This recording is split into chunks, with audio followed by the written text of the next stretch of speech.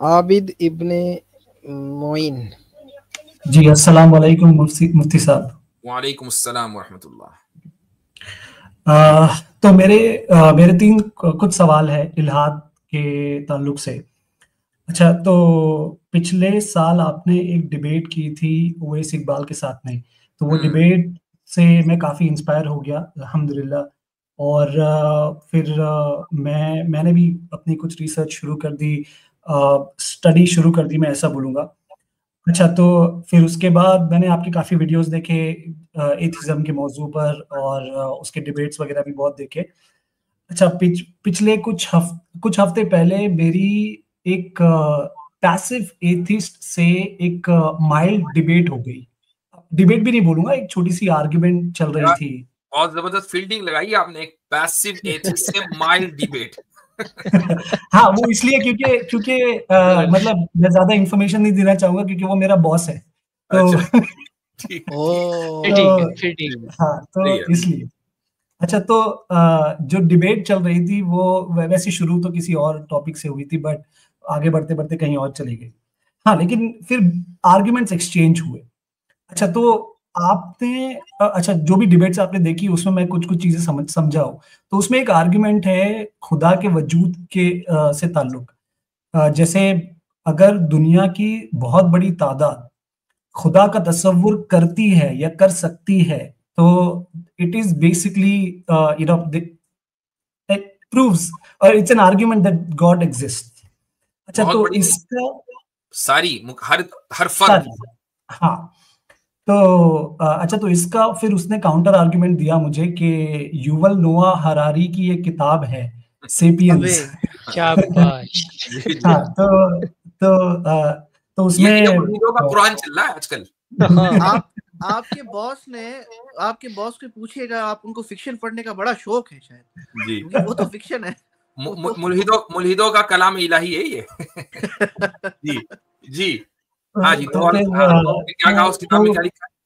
तो उस किताब में बेसिकली ये लिखा है कि जब दुनिया का आगाज हुआ था, पुराने लोग जो इवॉल्व हुए थे, फिर उन्होंने एक इमेजिनरी ऑर्डर बनाया। तो बेसिकली वो राइटर के हिसाब से और अपेरेंटली मेरे बॉस के हिसाब से भी, कि ये जो पूरा निज़ाम है या ये जो मजहब है, ये जो दीन है, ये सारे रिलीजन है, ये बेसिकली एक इमेजिन ऑर्डर है to set up moral in the society and what not. तो इसके ऊपर मेरा कोई अच्छा, फिर मैं ब्लैंक हो गया ऑब्वियसली, क्योंकि ये आर्गुमेंट के इसको काउंटर कर दिया तो मुझे नहीं पता था कि ये तो कोई बात ही नहीं हुई है। आपको ब्लैंक, यहाँ तो उसको ब्लैंक करना था। उसकी वजह ये है, मुझे एक बात बताएं कि क्या ये सिर्फ मफरूजे नहीं है। पहला मफरूजा कि जब हम इवॉल्व हुए तो गोया कि आप ये मान के चल रहे हैं कि हम इवॉल्व हुए, ठीक है। अच्छा, पॉइंट नंबर 1। पॉइंट नंबर 2 ये है कि दुनिया ने, लोगों ने एक ऑर्डर कायम करने के लिए मजहब गढ़ लिए, ठीक है। अब इसकी क्या दलील है? इसकी कोई दलील नहीं है। ये उसका खालिस एक मफरूजा है कि लोगों ने सोसाइटी में ऑर्डर कायम करने के लिए मजहब गढ़ लिए। तो मैं कहता हूं फिर एक ही मजहब गढ़ते ना सारे, इतने सारे मजहब क्यों गढ़ लिए? ऑर्डर तो तब भी कायम नहीं हुआ। अच्छा, मुफ्ती साहब ये गौर करें ना कि मजहब घड़ लिए गए, उसके लिए इन्होंने ये कहानी गढ़ी। हाँ, ये कहानी भी तो गढ़ी हुई है ना, पूरी किताब गढ़ी हुई है वो। भाई आबिद भाई, आपको मैं रिकमेंड करूंगा, ये जो बातें हैं ना सारी, इस तरह मुफ्ती साहब ने कहा, ये सारी बातें गढ़ी हुई हैं, ये एजम्पशंस हैं। वैसे तो एंथ्रोपोलॉजी का एक सब्जेक्ट है ये पूरा, लेकिन वो जो नोआ हरारी की जो किताब है ना, वो पूरी एजम्पशंस की बेस पर है। और जो माशाल्लाह मुफ्ती साहब की जो डिबेट थी ना अवैस इकबाल के साथ, उसने जो एरो ऑफ टाइम किताब लिखी है, उसका कंटेंट भी अगर आप देखेंगे तो उसने शायद, वो हो सकता है चैट जीपीटी से उसने शफल करवा लिए अल्फाज, वो सारा टेबल ऑफ कंटेंट वही वाला है कमबख्त का। जी, अच्छा, तो फिर डिबेट थोड़ी आगे चली और उसमें कुछ और आर्ग्यूमेंट्स भी आए।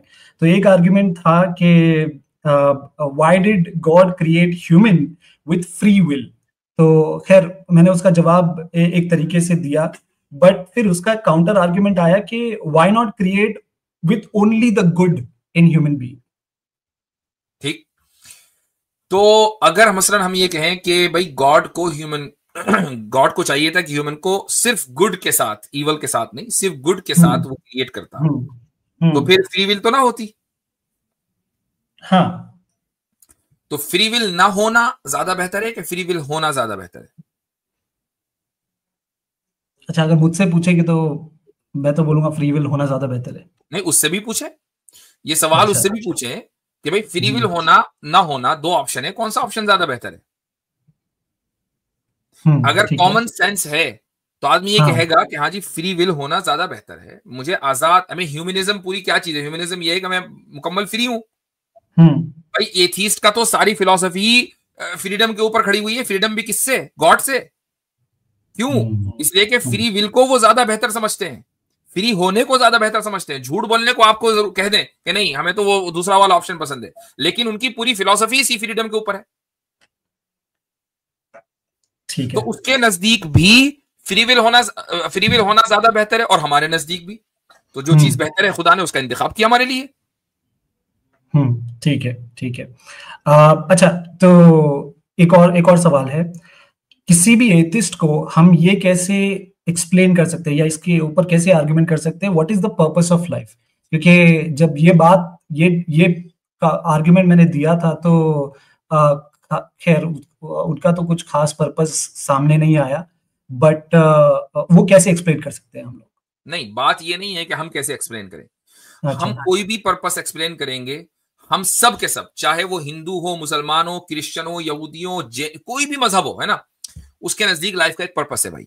हम सारे मजहब वाले इस चीज के ऊपर मुत्तफिक हैं। हम चाहे आपस में एक दूसरे को कहें कि नहीं ये पर्पस नहीं वो पर्पस है पर्पस। ये सवाल मुल्हिद से होना चाहिए कि आप लाइफ को डिफाइन कैसे करेंगे। जब लाइफ की हर चीज का पर्पस है तो लाइफ का पर्पस क्या है, ये सवाल तो आप उससे करें। ये मजहब से सवाल किया ही नहीं जा सकता, क्योंकि हर मजहब ने पर्पस बयान किया है। अब हम उस पर्पस को जस्टिफाई करेंगे उस वक्त जबकि सामने वाला ये कह दे कि पर्पस लेस होना ये ज्यादा रैशनल है। अब हम बात करेंगे, आप उससे ये सवाल करें कि लाइफ की हर चीज का पर्पस है तो लाइफ का पर्पस क्यों नहीं है? सिंपल सा सवाल। अच्छा, ये सवाल मैंने किया था वैसे उसके के पर्पस क्या है, उसका जवाब मुझे ये मिला था कि जीना बस, जॉब करना, यानी लाइफ का पर्पस, एक मिनट, लाइफ का पर्पस जीना, इसको इंग्लिश में कर दें, लाइफ का पर्पस लाइफ। मजा नहीं लाइफ, है ना? ये कैसा पर्पस हुआ भाई? सफर का पर्पस सफर, खाने का पर्पस खाना, पहनने का पर्पस पहनना, फिर तो ये अप्लाई करते जाए हर जगह। और भी आगे तक जाएंगे तो जी जी खतरे की जगह में चले जाएंगे। अबू शाकिर कह के गए थे ना, सैर सपाटे, ये वहीं से आया था, सैर सपाटे कर। जी जी, बहुत बहुत शुक्रिया। चलें ठीक, ओके।